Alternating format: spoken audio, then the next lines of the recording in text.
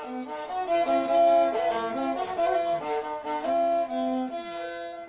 gente convidou duas queridas, a Viviane Ramiro e a Tamires Lili, para trazer algumas reflexões a partir do que a gente assistiu hoje, né, a partir do documentário. Mas a ideia também é que depois a gente possa abrir para maiores diálogos, maiores conversas, a partir daquilo que tocou vocês. Né? Eu acho que eu estou tocado muito, estou aqui emocionada ainda com a proposta do documentário. Né? E Carol, que bom que eu não assisti antes. Porque a Carol falou assim, você quer ver antes e tal? Eu falei, não, prefiro ver com todo mundo, porque que bom poder sentir a energia do filme, né, do documentário junto com vocês aqui nesse momento. O microfone pode ficar oscilando, então se conseguir falar sem. É só colocar assim. Conhece um pouquinho. Boa noite. Boa noite. Boa noite. Boa noite. Porque Juliana acabou de falar de energia, né? Então, senti falta dessa energia, gente.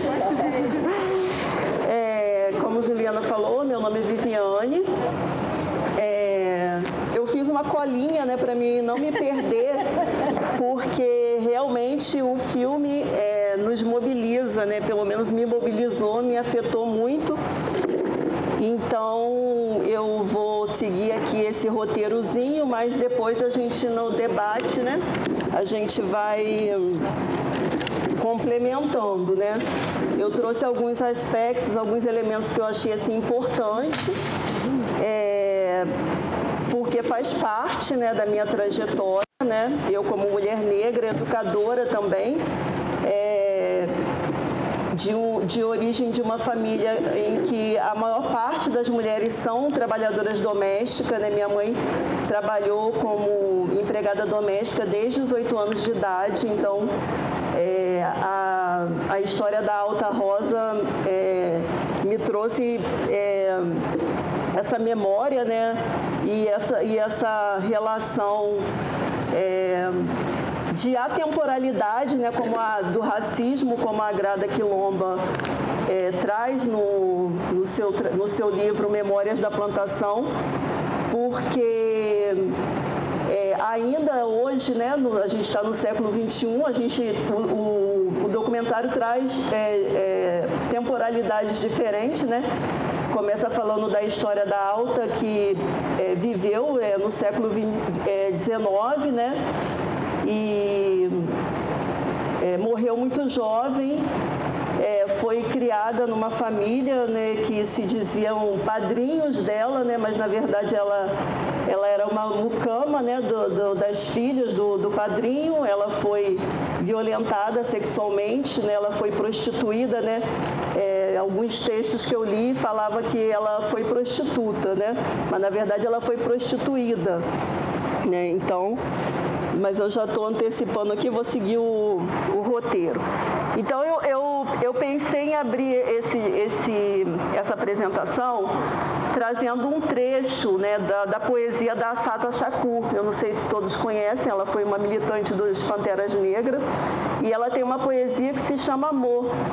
E quando eu vi o título, né, do documentário pela primeira vez, eu fiquei pensando que amor eu acho que essa perspectiva de amor que a Assata Shakur traz na poesia dela, eu vou citar só um trechinho, que ela define amor como contrabando no inferno.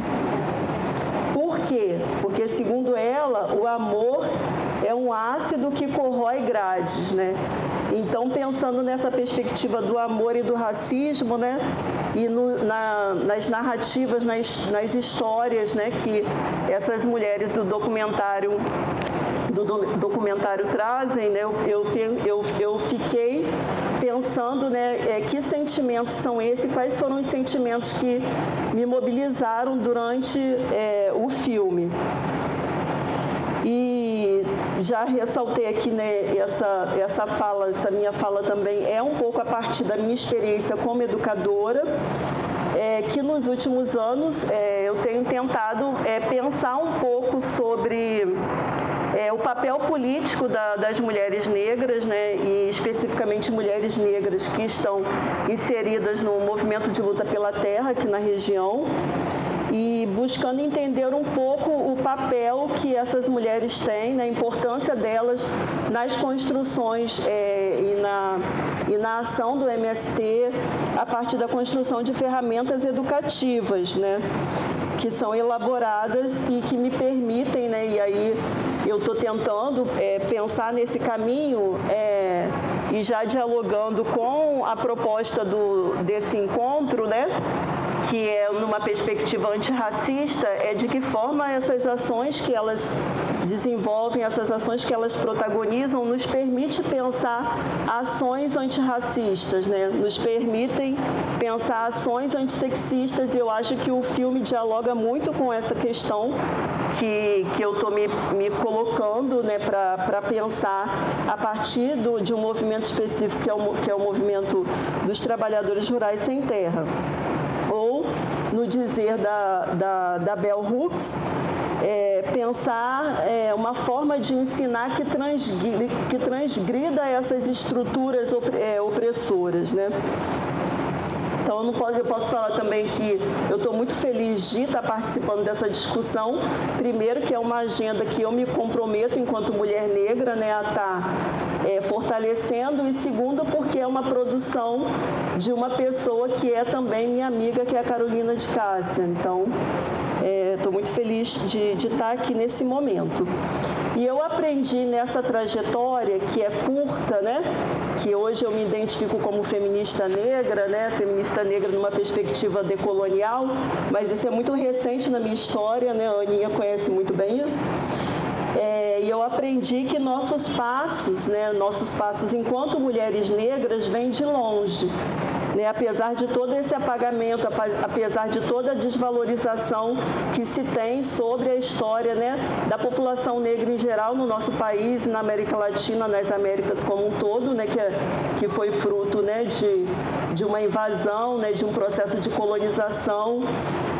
E eu afirmo isso também baseado em outras mulheres negras, né, como a Conceição Evaristo, que fala que resgatar a história ancestral é também resgatar a fecundidade das mulheres negras, em todos os sentidos. Das mães de santo, das rainhas das congadas, das tias, das mulheres mais velhas da comunidade. São elas que criam, orientam e cuidam, as que gestam mentes, corpos e territórios.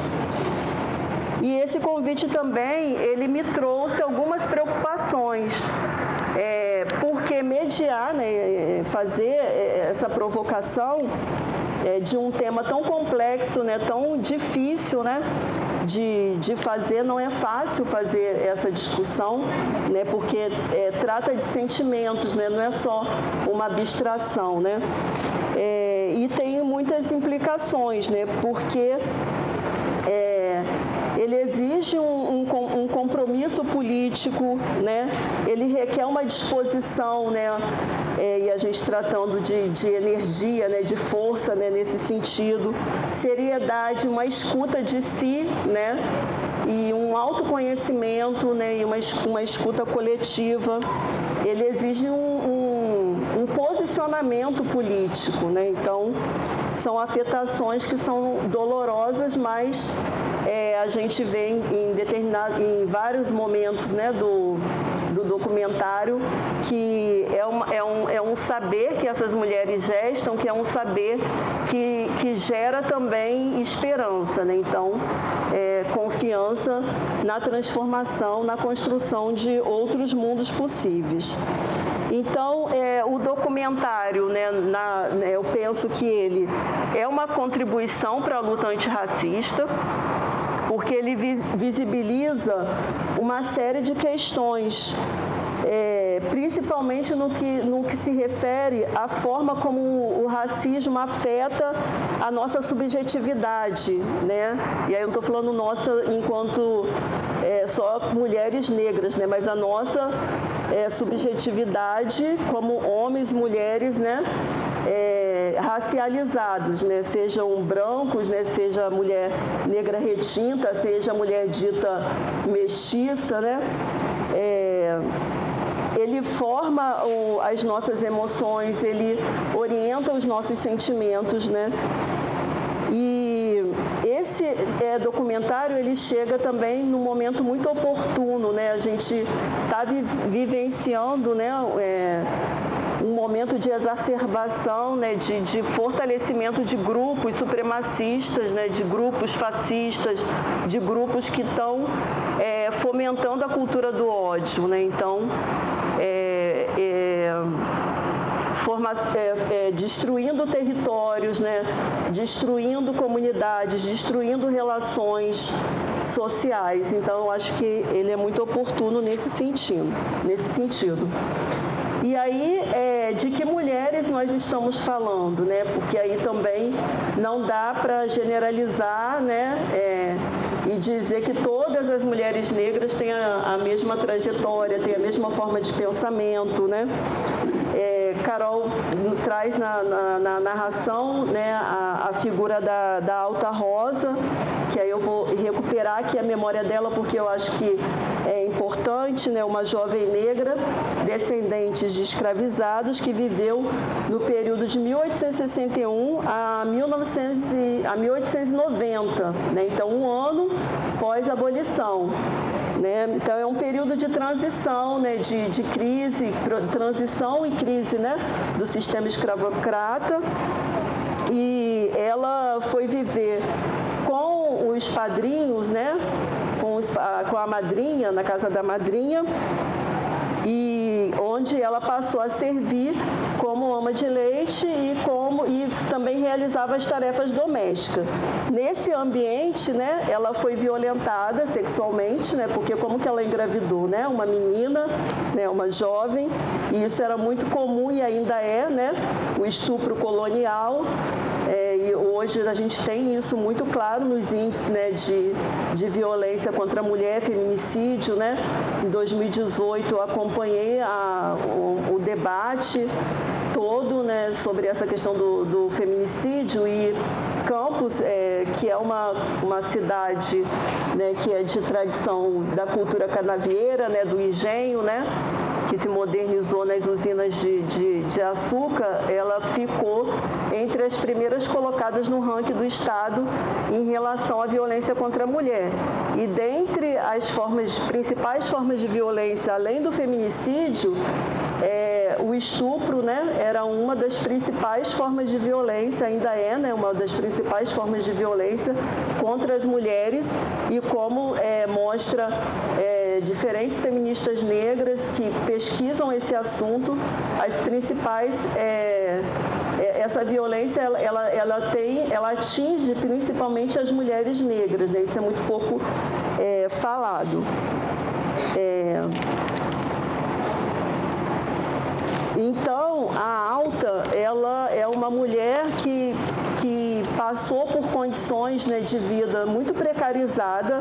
Ela morreu muito jovem, depois que ela engravidou e foi considerada impura pela família dos padrinhos, né? E patrões, algumas pessoas usam o termo patrões, mas eu não considero patrão porque ela não era assalariada, né? Então, ela foi expulsa de casa e ela, segundo relatos populares, ela passou a se prostituir, né, para conseguir sobreviver. Só que ela poderia ser uma entre várias outras mulheres que poderiam ter a sua memória apagada, né? Quantas mulheres negras, né, passaram por essa situação e a gente não tem conhecimento, ou se tem conhecimento, ela não ganha a dimensão que a história da Alta ganhou.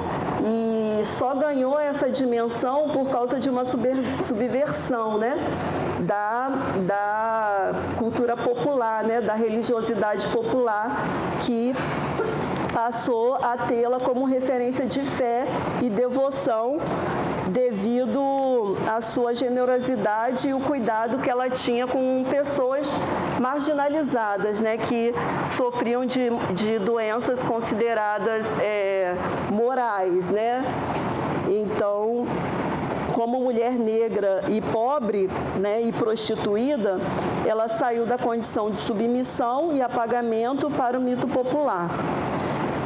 Essa história, ela reflete e se perpetua em ocupações precarizadas, como é o caso do trabalho doméstico, remunerado ou não remunerado, e na sobre-representação da população negra nas taxas de morbidade e mortalidade, né? Tá muito isso nos meios de comunicação, em várias pesquisas, né?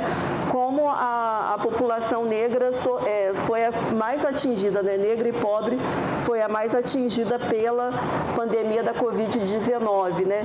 E esse impacto, ele não foi só em termos de atingir como questão de saúde pública, mas também econômica, né? Porque a maior parte das pessoas da população pobre e negra não puderam fazer isolamento social, né? Foram as que mais foram atingidas pelo desemprego, pelo subemprego, né? A Juliana Teixeira, que é uma pesquisadora que estuda o trabalho doméstico, ela observou que no período de 2016 a 2020, né, com a PEC devido também à PEC da doméstica, ao invés de aumentar os direitos dessas trabalhadoras, o que aconteceu? A gente tem o emprego doméstico tem duas categorias, né, onde mais de 90% da ocupação é ocupada por mulheres e mulheres negras. Então, a gente tem o trabalho doméstico que diário, né, que a mulher vai para uma casa e trabalha a semana toda, e tem as diaristas. Então, as diaristas, elas não foram contempladas pela legislação. E de 2016, a PEC foi assinada em 2015, e de 2016 a 2020 houve um aumento, né, dessa ocupação, que é uma ocupação mais precarizada, que são as diaristas, né? Então, como que a conjuntura política, a crise política do capital interfere, né, e condiciona e precariza ainda mais as condições de vida das mulheres negras. Então, partindo dessa introdução, uma primeira questão, né, que eu coloco diz respeito à atualidade do racismo e das lutas antirracistas a partir do século XX. Para a gente entender as narrativas, né, das mulheres, dessas duas irmãs, né, principalmente, que são entrevistadas, né, no documentário, a gente tem que entender o papel das organizações negras, né, do movimento negro, principalmente a partir da década de 60, mas já na década de 30, com a Frente Negra Brasileira, que pautaram e pautam, né, o debate sobre o racismo na nossa sociedade e que contribuíram para um movimento de valorização da negritude. Então, essa percepção em relação ao que é ser negro, né, de forma positivada, é muito reflexo de todo um trabalho, né, do movimento negro e das organizações negras, do meu ponto de vista. E a fala delas também, para ser entendida, né, porque elas trazem diversas formas de discriminações a que elas, né, foram e são expostas no seu cotidiano, né?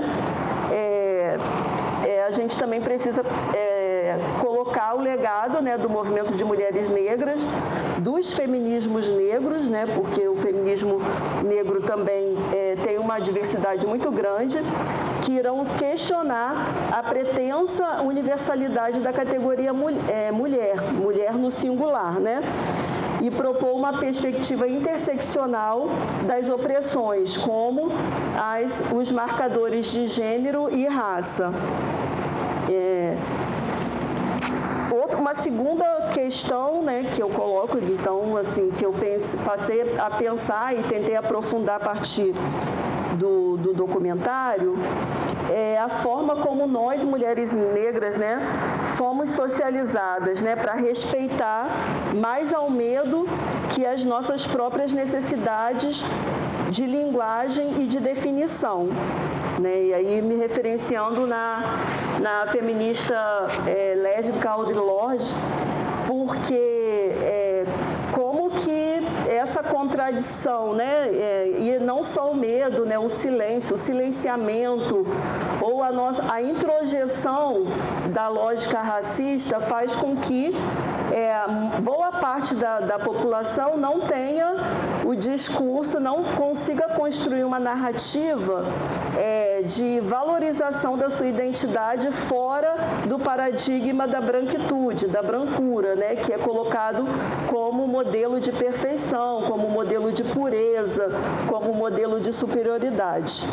Então, eu penso que a questão central colocada pelas narrativas das irmãs, eu até coloquei a Maria Lolita da Conceição, mas aí depois eu descobri que a Maria Lolita não é irmã da Maria da Anunciação Pereira da Costa, que é a primeira sujeita, né, do documentário, e a Raimunda Nonato Pereira, que nos coloca entre duas questões, dois paradigmas, né? O amor e o ódio. Eu estou colocando o ódio aqui como sinônimo de racismo, depois vocês vão entender. Mas entre esses dois paradigmas há uma infinidade de sentimentos, angústias, dores, sofrimentos, raiva e morte. E aqui eu falo não só na morte física, mas na morte social, né, que é o apagamento da história, das epistemes, das culturas da população negra e indígena no nosso país.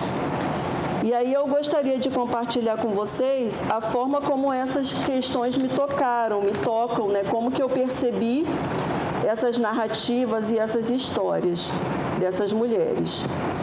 E a indignação, estava conversando com o Carol aqui antes de começar o documentário, a apresentação do documentário, eu acho que a indignação é, sobretudo, o sentimento que mais me mobilizou, que me levou a revisitar a produção teórica das feministas, de feministas como Audre Lorde, Bell Hooks, Lélia Gonzalez e Beatriz Nascimento, que me fez lembrar da minha própria trajetória, da trajetória das mulheres que compõem a minha família. A maioria delas trabalhadoras domésticas. Eu penso como elas. Eu tenho raiva, muita raiva, frente aos discursos de ódio, dos comentários racistas, do consentimento dessa sociedade com os genocidas, os torturadores, aniquiladores de corpos racializados. Para essas teóricas, a raiva é um sentimento extremamente poderoso, porque é a expressão da nossa repulsa a todas as formas de opressão, diferente do ódio, que é anti-amor, sentimento que destrói, adoece e mata. A raiva nos provoca desconforto, é um processo difícil, doloroso. Mas as feministas negras nos convidam a usar essa energia como força criativa, transformar indignação, raiva, em produção de resistências, em lutar para a transformação desse mundo, resgatar nossa subjetividade, elaborar tecnologias de produção de infinitos, como defende. E como isso é possível? As histórias e narrativas de mulheres negras, como as do documentário, nos mostram que, apesar de todas as vivências racistas, elas não introjetaram ódio, não os levou para os seus ambientes familiares e as suas comunidades. Precisamos trabalhar essa força como processo de cura e retomada da nossa subjetividade. Nas palavras delas, eu venci, cheguei até aqui. Num país que mata mais pessoas negras do mundo, morte essa que não é só física, mas também social. Manter a saúde mental e física é realmente uma conquista. Nesse sentido, o uso da raiva tem um propósito: impulsionar caminhos de resistência e transformação. Essa força impulsiona várias mulheres negras historicamente. É o que nos mantém em responsabilidade umas com as outras, com as nossas comunidades e na construção de outros mundos. Pensar essa energia, essa força criativa em prol da luta por justiça, é preciso não negá-la, não oprimir esse sentimento, pois isso significa adequar-se ao paradigma da branquitude, significa ser cúmplice, ser passivo frente aos sistemas de opressão como o racismo. Como poderão que se mantêm e se atualizam no nosso estado, nos nossos municípios, nos nossos territórios, nos ambientes familiares, nos movimentos sociais. O documentário, ele é um convite à construção de uma raiva coletiva, um movimento de resistência contra todas essas formas de opressão. Como ideologia, o racismo é a crença de superioridade de um grupo sobre todos os outros, um sistema que classifica a todos, todas e todes, mas tendo o branco, cis, hétero, cristão, rico, sem deficiência, como paradigma de humanidade.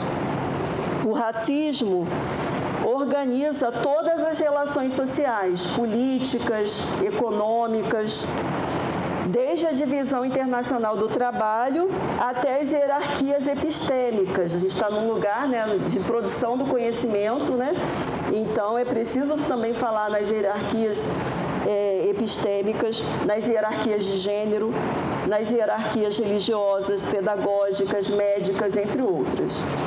Esse sistema se utiliza da alienação racial para produzir e manter desigualdades.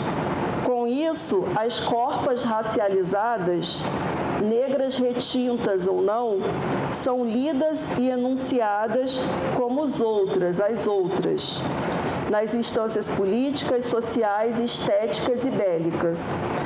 Elas ainda estão subordinadas a lugares de precarização política. Pensar o racismo é pensar essas estruturas, é questionar e abandonar o discurso de ódio. O racismo produz a margem, a exclusão, a superexploração. Ele desautoriza corpos, narrativas, culturas que são produzidas por pessoas negras. Como ideologia, o racismo, além de modelar nossas percepções, também fomenta a solidão. Ele produz solidão como uma ferramenta de subordinação da branquitude. Esse mecanismo, ele fratura nossas identidades e ele traz a falsa ideia de que estamos sós, desamparadas, a fim de que não nos engajemos nas lutas sociais. Nos sentimos incapazes de alterar a realidade injusta e perversa imposta aos territórios negros. Sua principal função é nos desencorajar a nos reunir, a nos amar, a nos perceber como sujeitas. Pensar a luta coletiva, a luta antirracista, é coletivizar, criar espaços seguros como este e produzir contra as opressões, questionar as autorizações que desumanizam mulheres e homens negros, pensar e agir contrários aos valores de subordinação e exploração. Não dá para ser antirracista sem nos engajarmos cotidianamente nas universidades, nas religiões, nas redes familiares, nos movimentos sociais, sem questionar os lugares reservados às mulheres negras, refletidas em narrativas hegemônicas, sejam elas jornalísticas, artísticas, acadêmicas, que desconsideram as pessoas negras enquanto sujeitos políticos. É preciso questionar a invisibilidade das pessoas trans.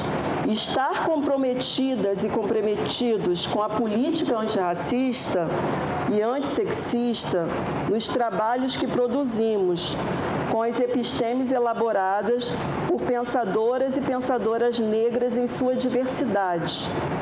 Romper com a plantate cognitiva, como afirma a artista e escritora não binária J. Monsamba. Não avançaremos contra o racismo se não rompermos com a misoginia, com a homofobia, sem deixar de lado os binarismos, sem deixar florescer outras possibilidades de ser e estar no mundo. Por fim, mas não menos importante, esse encontro nos convida a pensar com quem podemos construir alianças antirracistas, que nos arranque da selvageria e nos coloque diante do mundo, como bem escreveu em seu poema Sonho, a historiadora negra Beatriz Nascimento. Muito obrigada.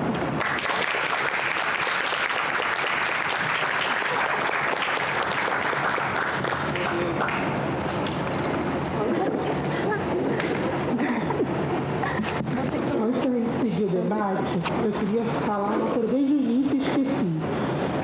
A Letícia está ali vendendo brigadeiro, pirulito, quem puder contribuir. As meninas estão vendendo tanto no serviço social como da psicologia ao longo desse mês, no próximo mês que está vindo. Elas estão vendendo comidinhas para arrecadar fundos, para que elas consigam ir ao 8º Congresso Brasileiro de Saúde Mental.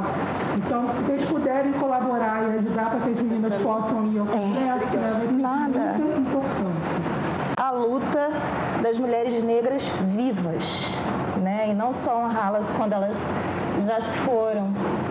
Queria agradecer a cada um e cada uma que está aqui presente. Estou vendo vários rostinhos conhecidos aqui. Oi, gente, que bom ter vocês aqui nesse frio que a gente não está acostumado. Obrigada pela presença. E que responsa falar depois de você agora, né, Viviane? Como que a gente fala? E o mais legal, isso só mostra, assim, a nossa conexão e o quanto a gente pensa de forma unificada mesmo, né, enquanto mulheres negras, que ela traz as referências que eu trago também.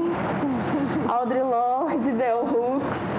E eu fiquei, assim, encantada dela falar sobre a Assata Shakur, porque eu conheci a Shakur pelo Tupac Shakur, né? Que muita gente, às vezes, conhece o Tupac e não conhece a Assata. E a sua referência e a sua importância na luta pelas pessoas negras, pela liberdade, contra o racismo. Foi uma das pessoas mais procuradas, ainda é, né?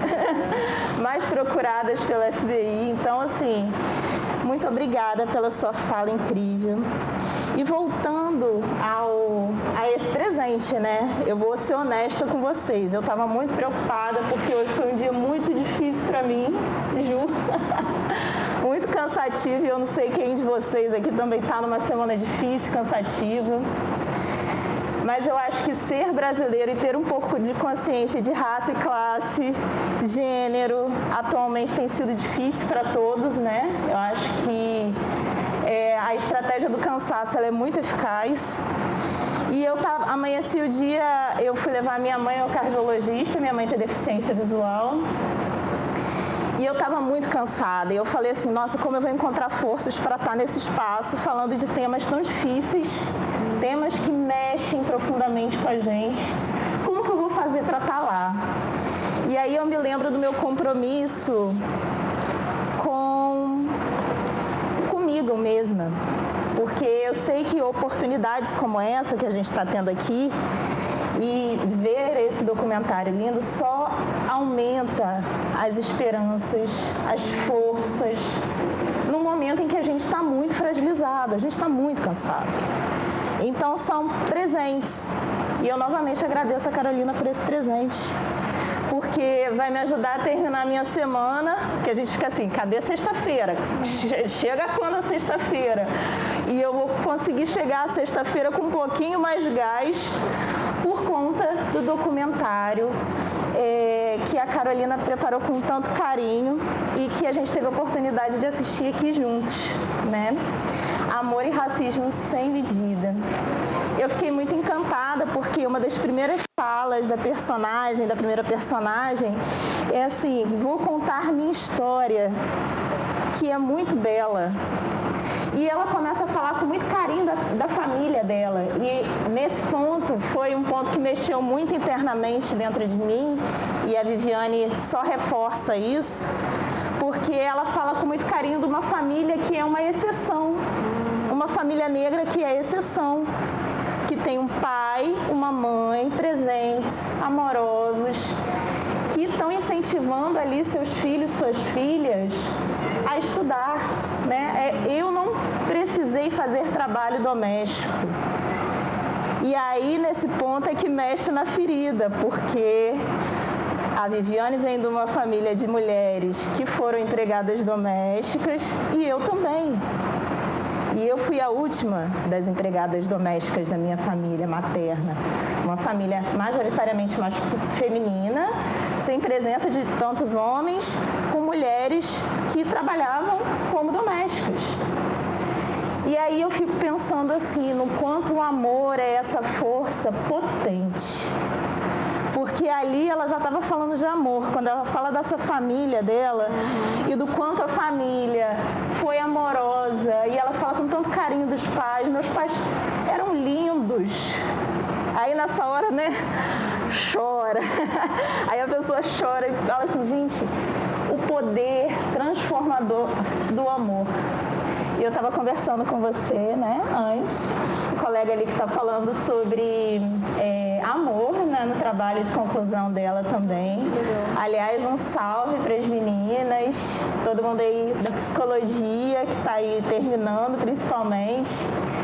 E eu falando com ela da importância da gente lembrar do amor como atitude. O amor enquanto revolução.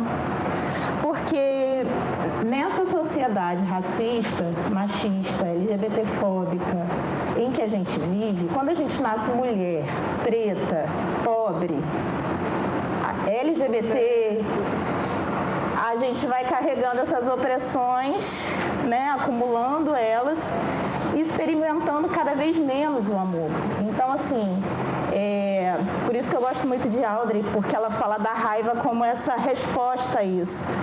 Que a gente sente raiva desde o primeiro momento. A gente se descobre mulher passando por alguma situação de violência ou passando por alguma situação de raiva, e a gente se descobre mulher e negra da mesma forma.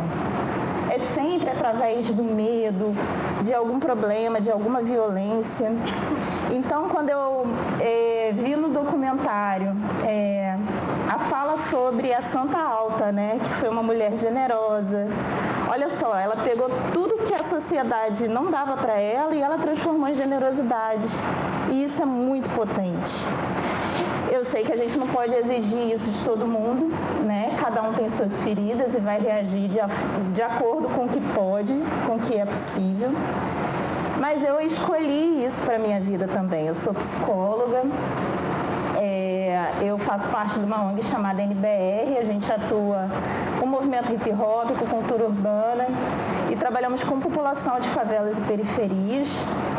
E eu falo sempre que o hip hop me salvou, porque foi o pai que eu não tive, foi o amor que eu não encontrei muitas vezes porque a minha mãe estava trabalhando e ela não podia nutrir esse amor dentro de casa, e foi a forma de eu expressar a minha raiva também. E é por isso que Audre é tão importante na minha trajetória, porque ela fala que eles usam a raiva para deixar a gente mais vulnerável, mas a raiva é um elemento motor. E por mais que a gente não tenha ouvido falar sobre raiva no documentário, é o que a gente sente o tempo todo. E o amor entra nesse pacote como também uma das respostas para essa sociedade. As pessoas falam assim para mim: então o que, Tamires? Você está querendo dizer que a gente tem que pegar a pomba branca da paz e fazer símbolo e oferecer ser uma rosa, ao invés de ir para a luta, né, de lutar contra o racismo. Não, eu não estou falando isso. Estou falando que é uma das respostas, não a única. A gente precisa de amor. A gente fala de amor o tempo todo, gente. Na clínica, aí você olha assim, a pessoa está com a vida toda complicada, um monte de questão financeira, problema em casa, mas o que incomoda é o relacionamento, é o amor, é o carinho, é o afeto ou a ausência disso. E falar sobre amor não é, gente, não é balela, não é pouca coisa. Amor é atitude, como Bell Hooks fala. Eu trouxe até uma frase dela, que a gente estava em conexão, sabe, Viviane?